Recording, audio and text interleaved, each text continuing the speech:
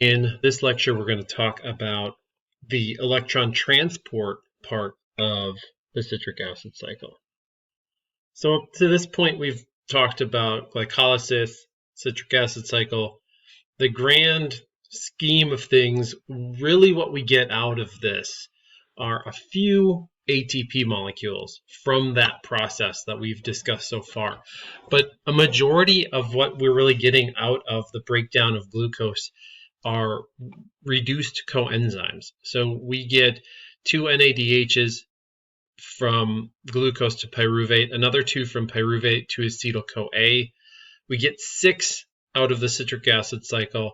We get 2 other reduced enzymes that are in the chain as well, which are basically in that electron transport chain we'll talk about in a moment. But the equivalents of 2 of these are 5 ATP molecules. So overall, although we do generate some higher energy or triphosphate group, ATP or GTP, right, we get 4 of these, but the reduced coenzymes are equivalent to 28 ATP. So a vast majority of this is happening because we have reduced coenzymes that our mitochondria can handle and help us generate a lot more ATP that we can use in our cells. In the last video, we talked about how we get acetyl-CoA to bring in 2 carbon molecules and goes through this chain to generate all of these different reduced coenzymes. So now we're going to talk about what we do with those reduced coenzymes. Ultimately, what we do with this, what happens to the carbons that come in, essentially they leave as carbon dioxide, so they're oxidized. And we're left with 7 hydrogen atoms and 8 electrons that are going to go in certain places. We'll talk about that allow us to harness that energy and generate ATP. That last slide is represented here with some electrons around our various atoms. So we have the acetyl-CoA, these 2 carbon groups that are coming in to the chemical reaction. We're going to also utilize water, and we have a hydroxide atom here. So that is our starting point for basically what I had shown you on the previous slide here. And our final products are shown below. And what you can see is that the carbon is more oxidized. So we have 32 electrons here. We also have the acetyl-CoA has these 2 electrons from this bond that are going to be associated with it. We generate some acid, some protons that are going to move across this membrane that we'll show you in a second. Then we have 8 electrons that are free to be used somewhere else for this energy transfer system. So we have, overall, we are looking at 42 electrons. If we add the 18 up, I'm showing here 16 and 8, that'll be 42. We still have 42 electrons here, but we've rearranged them so we can use them in different parts. And so these electrons, these 8 electrons, are transferred over to the reduced coenzymes. And then these reduced coenzymes travel to the electron transport chain to help us to create this energy buildup for our generation of more ATP. So this is an electron micrograph of a liver cell, and this is a mitochondria. So this is what it looks like. We can see the cristae. Here we see in the black, remember I showed you on a previous lecture, where we have the glycogen stores. Mammalian livers can contain up to 5,000 mitochondria in each cell. So these are really important for the metabolic processing that's happening and energy homeostasis in the cell. We have an outer membrane and an inner membrane, and the inner membrane kind of ravel around. You can see the cristae here that involve that inner membrane. And the membranes are very important because they help compartmentalize the various groups of enzymes and the different parts of when we're trying to generate these gradients for protons that will help pump and generate our ATP. So here is just a overview of some of the compounds that we're going to look at in the electron transport chain. And this is the matrix is in here in the center. This is where a lot of the enzymes are found within the mitochondria that are going to be involved in the citric acid cycle or the tricarboxylic acid cycle. This is the inner mitochondrial membrane that will make the cristae up from that previous electron micrograph, right? So you can see those are the little folded up membranes. And the inner membrane space is between the outer membrane and the inner membrane. And this is where we're going to generate this increased amount of hydrogen ions that are going to help us create this difference in compartmentalization, and we're going to sort and organize things, right? So our entropy is going to be changing, and that entropy change is going to allow us to use that kind of pressure that's built up with protons to turn this pump and generate ATP. So we can follow this flow in red here of different reduced coenzymes. So we have NADH and FADH2. FADH2 is associated with the membrane. NADH is not, so it's more free to move around. But it comes in at slightly different places, right? NADH comes into component 1 here, complex 1, and FADH is actually complex 2. And these are going to be flowing. These arrows are the flow. The red arrows are the flow of electrons. The green are flow of protons. And as we go through and send electrons through the chain, then these different complex 1, 3, and 4 are going to pump protons as we pass electrons through them. As these pump protons through, then this fifth complex uses this gradient of hydrogen ions to synthesize ATP. So it acts as a hydrogen ion channel and ATP synthase at the same time. This is a favorable reaction. So it is a negative 19.4 kilojoules per mole to send and move these electrons through this chain, through this organized chain. So this is going to happen naturally, and some of that energy is used to pump protons across this gradient into a more concentrated air side, essentially. And then finally, again, this uses that gradient to synthesize ATP. So this is what we refer to as oxidative phosphorylation. That's where the synthesis of the ATP from ADP uses the energy released in the electron transport chain. So that delta G is essentially being harnessed for that synthesis of our ATP. So in that last step, the electrons from the chain, in the last step, at least for 4, the electrons are going to be combining with oxygen that we breathe for the generation of water. So that oxygen is the final electron acceptor and gets synthesized as water in our mitochondria. So I wanted to show you this idea of the energy associated at the various stages of the electrons within the cofactors or within these different complexes in the chain. So as we start, we can convert, this is energy on the left, which can be converted into kilojoules per mole.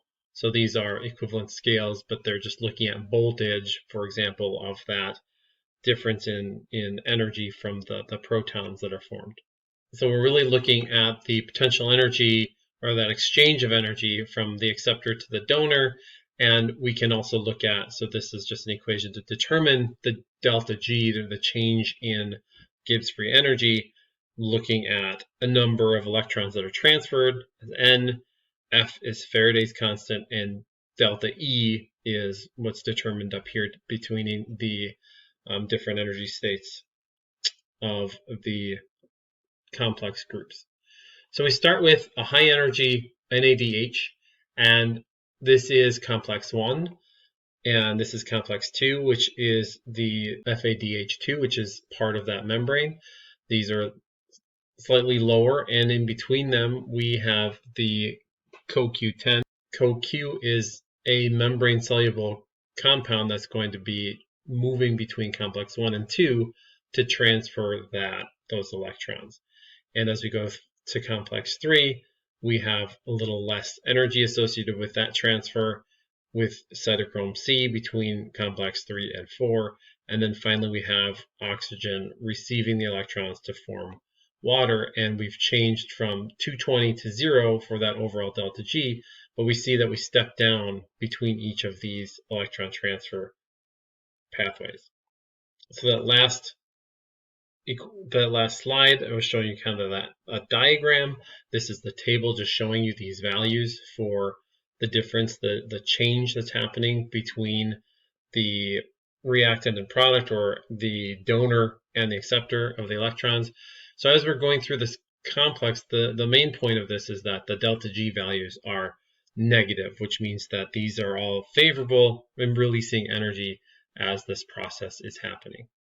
Now I want to look a little more closely at the different complexes and what's really happening inside of them. So this is kind of a simplified view of a mitochondria, where we have the outer membrane, inner membrane space, the inner membrane, and the matrix inside, where we have components of complex 1 associated, and then it's also obviously associated with that inner membrane as well. Here is also that image with some of the internal workings of the complex 1.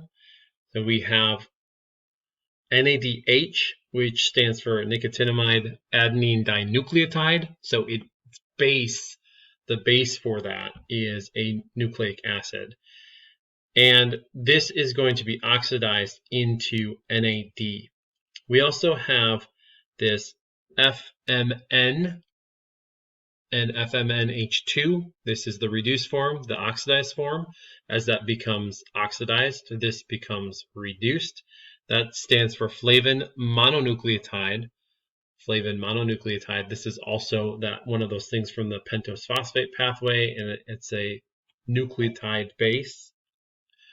So this chemical reaction, right, we're reducing this as we oxidize that, and it's within complex 1. This reduced factor within complex 1 is going to then donate electrons to this iron cluster, and it helps transfer these electrons to ubiquinone, or Q, within, that is able to transfer and transport and move freely within that mitochondrial membrane. This process and the rearrangement of electrons and the movement of protons also utilizes an idea called proton motive force. So during this process, protons that are being released during these oxidation reduction reactions, 4 protons are transferred from one side of the matrix to the outside. We can see this is the membrane-bound region with alpha helices. Obviously, these would probably be amino acids with hydrophobic side chains. Here is that heme, and here is the ubiquinone that is going to be associated with that heme and the iron clusters that help transfer those electrons up to the ubiquinone, or Q10. And this is the FAD complex as well, that helps to initiate that first oxidation of the reduced coenzyme that comes in to interact with this. Moving on to complex 2, succinate and fumarate. Those are parts of the tricarboxylic acid pathway. And on this complex, which is attached to the membrane, we have the FAD, this cofactor here, this coenzyme, that is going to be reduced. So succinate to fumarate help to reduce that coenzyme, and this then is able to, through iron clusters again, transfer electrons to this ubiquinone, which is again able to transfer and move freely within this membrane and send these reduced factors to different parts of the chain.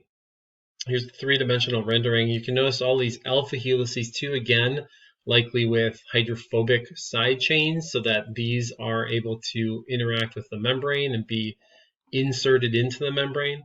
Here is the outside of the membrane on the inner mitochondrial space, and this is in the matrix side. So this works separately from complex 1, but it also still reduces that ubiquinone Q10 that can move within the membrane space. Here are some hemes and iron sulfides that are also able to transfer and move those electrons and help to interact with that ubiquinone. Two different ubiquinone compounds are going to come in through various pathways. So we can look at the 2QU, we can move down and generate the proton motive force. So we're moving protons here into the matrix, but we're also moving more protons into the outside, in the inner membrane space. That is going to be important. Again, that proton motive force, as we're increasing the protons on one side, that's going to have a higher concentration, and that's going to change the dynamics later on down the road. So we can go through again iron clusters and various components of complex 3 that help to move these electrons further to different components that we'll talk about in one moment here. So this is the cytochrome, that cytochrome C, that is going to be able to, it's attached here, but is actually going to be able to move on the membrane. So it's not permanently bound to this. It's able to move on the membrane and transfer those electrons to the next part of the chain.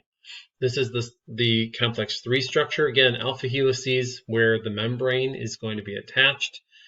And this is just in terms of the oxidized around this heme.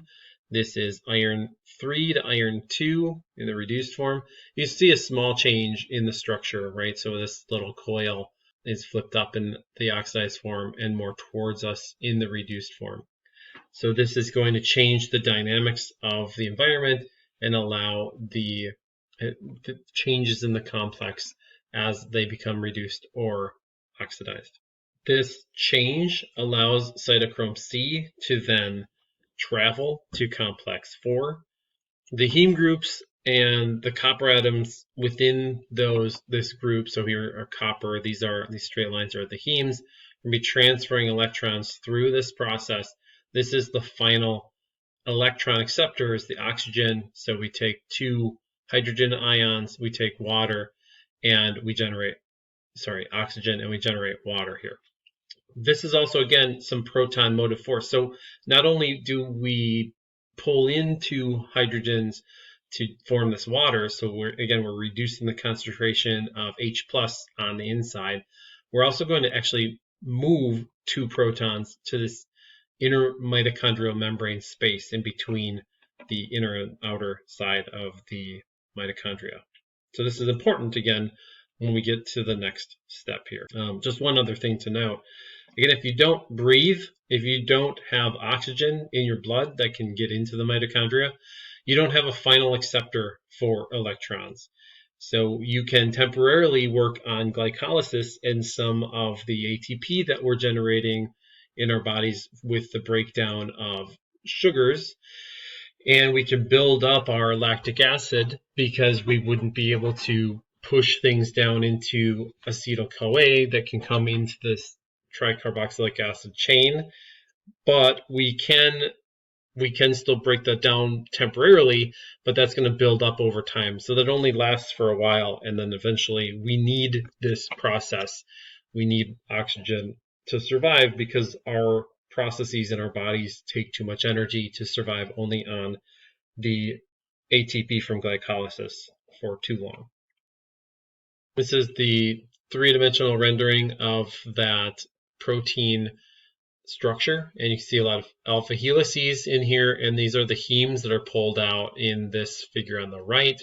We have copper that's associated with that, and the hemes that are going to be, these heme groups help to bind to and attract different metals that will be electron acceptors and be a pathway through these compounds to the final destination. And finally, we get to complex 5, which is the ATP synthase. And this is an electron micrograph. You can see these are the cristae, or the inner mitochondrial membrane, and these little kind of balls that look like they're coming off of here. These are all ATP synthase complexes. Here's a three-dimensional protein structure of an ATP synthase compound. You can see alpha helices that are associated with the membrane. We have long chains that are attaching this top component of the different subunits. So this is made up of a lot of different proteins, all in different colors here. So this is a complex of proteins held together by quaternary structures and intermolecular forces that are utilized to generate and synthesize ATP. Here's also a quick video that demonstrates kind of how this is working in a cartoon kind of way in terms of looking at the high concentration and that three-dimensional structure I just showed you. So let's see if this will work here.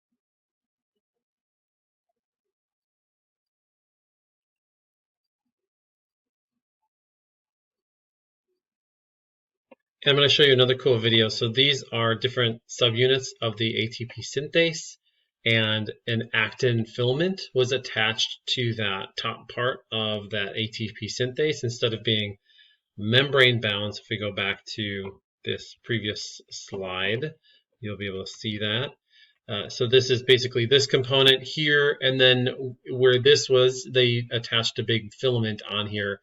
So instead of this membrane bound portion, they mutated that and assembled this into kind of something like this, attached it to cover slips. So they made an attachment to cover slips. And then this is a quick video of that. So you can see here, that is the ATP synthase. That's the actin filament spinning around. As we can see, there's an actual physical movement that's changing within that enzyme. And that's how we know that initial cartoon you saw of the ATP synthase working, that's how we know that that's how it works, because we can see this movement between these different subunits. So as those protons flow through the channel, this gamma subunit is actually rotating. Here's another top view of the various different components in the gamma shaft as it's rotating around. It's thought that it changes the structure of those different subunits. So it creates this loose versus tight conformation or open conformation, and that's going to be changing if something is going to be attached with ATP or is going to be loose with the factors. And so it transfers through these various different stages, and as that rotates around, it's going to release or grab onto or bind these different components. So the average person makes, you can see how fast that was rotating in that video. The average person makes about 9 times 10 to the 20th molecules of ATP per second. So that's 1 sextillion, nearly 1 sextillion. I didn't even know that was a number, but that's what that number would be. Another interesting thing about mitochondria is they have their own genome, something that some people don't realize, but it appears that some point during the early evolution of our cells, we decided that we were going to try to eat something that looked like a mitochondria, and our cells consumed it and realized that it was actually helpful in generating a useful compound for our body, for our cells to use. And so then it became a symbiotic relationship. We feed it acetyl-CoA and it feeds us ATP. And so it has its own genome. Most of our mitochondrial, all of our mitochondria essentially come from our mother, from the oocyte that she generates. Sperm doesn't really hold any mitochondria. It's not passed along from to us. So all of our mitochondria comes from our mothers. These different complexes are encoded in here. So in the green is complex 1, complex 3 is in the purple, the pink is complex 4, yellow complex 5. We have some ribosomal RNAs that are encoded. And the D-loop region is a highly variable region that's used to trace evolution and trace genealogy. So this small bit of DNA gives us some evidence that we're all descended from a common ancestor originating from Africa.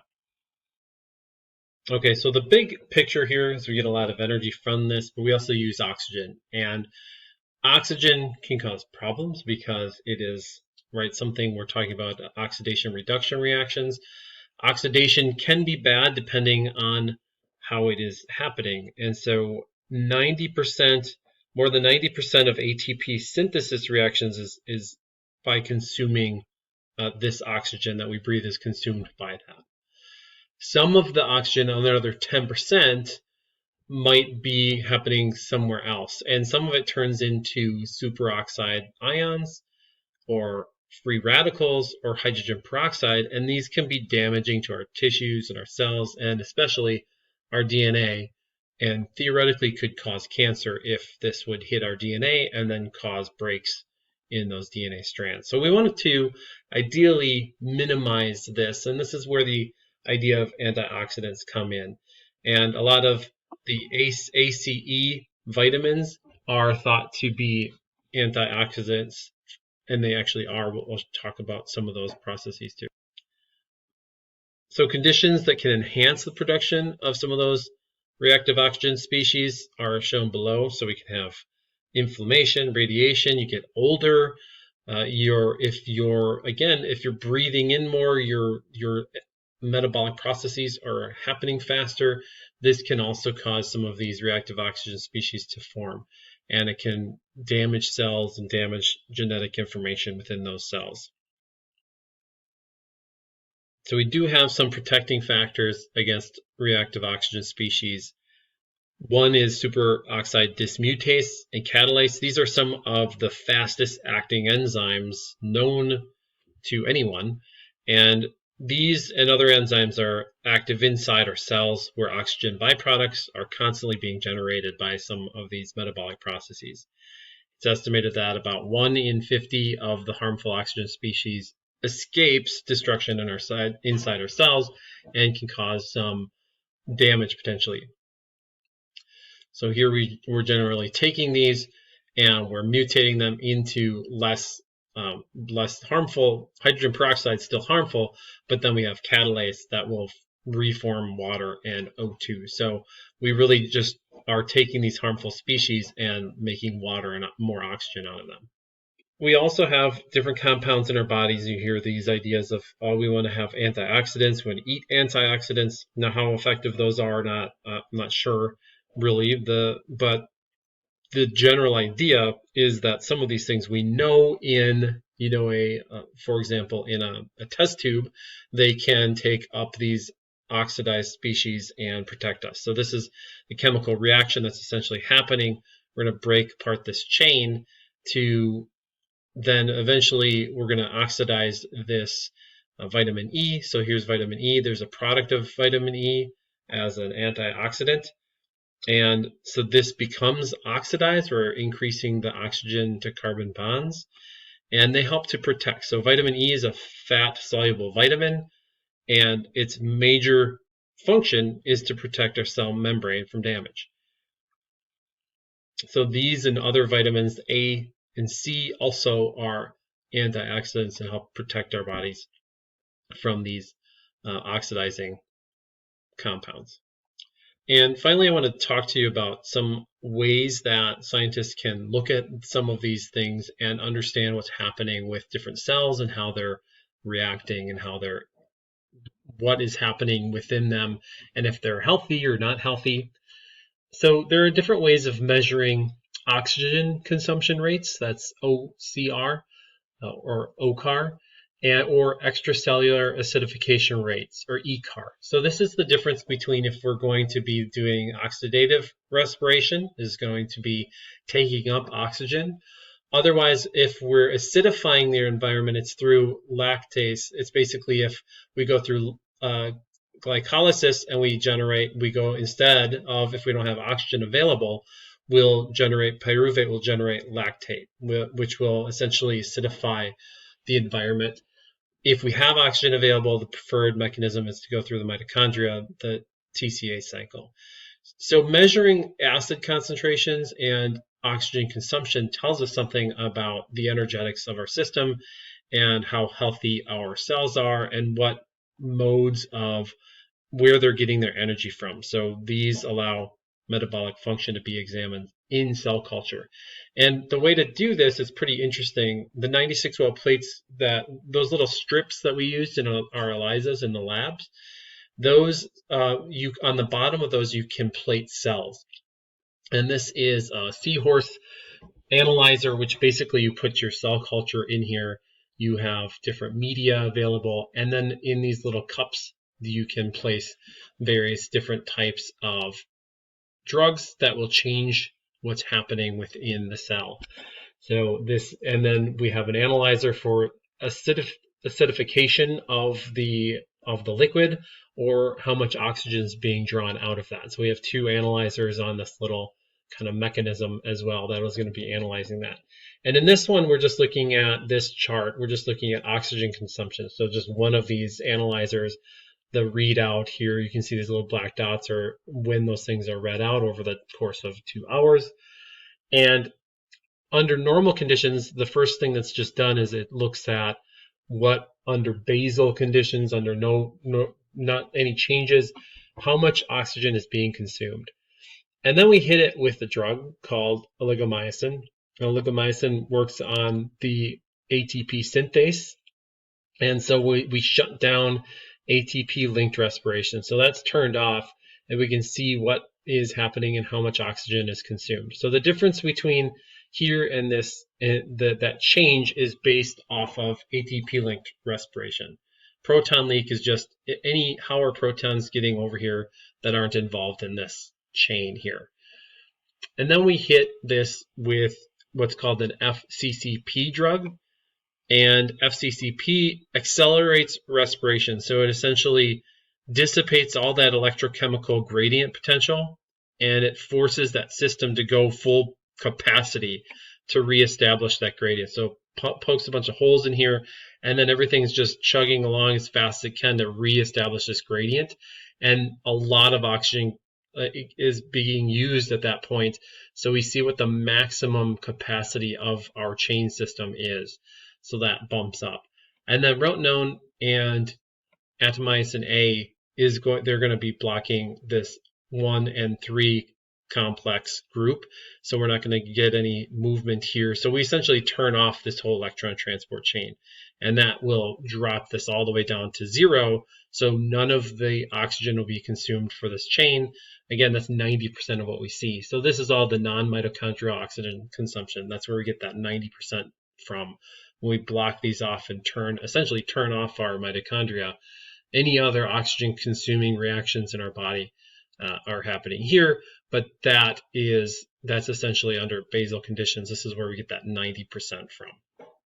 So it's an interesting mechanism that people can use to understand and study various diseases. For example, I use this in my postdoc at the Medical College of Wisconsin.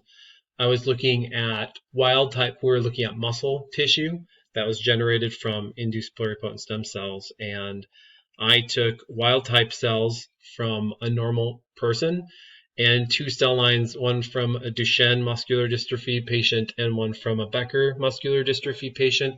And we used this idea to analyze the differences between muscle oxygen consumption metabolic rates of normal cells versus these different muscular dystrophy cells to figure out if there were problems with the mitochondrial functioning. So we thought maybe there were, and I'm not going to go through all of these data, but just this is how we can study and utilize this information. It's still relevant today. There's not a lot that has been done. We know the general idea of metabolism and the citric acid cycle, the tricarboxylic acid and the tricarboxylic acid cycle, but we don't know how this is involved in all of the different disease properties and aspects within all of the different disease types there are. So just kind of something extra for you to think about and realize that it's more than just memorizing things, but we can apply this so that we can find and identify potential drugs that might benefit. For example, if we could find drugs that would help with some of the respiratory capacity, or if there's proton leak that's happening, there's issues that are happening, can we replace or improve mitochondrial function that might improve muscle health?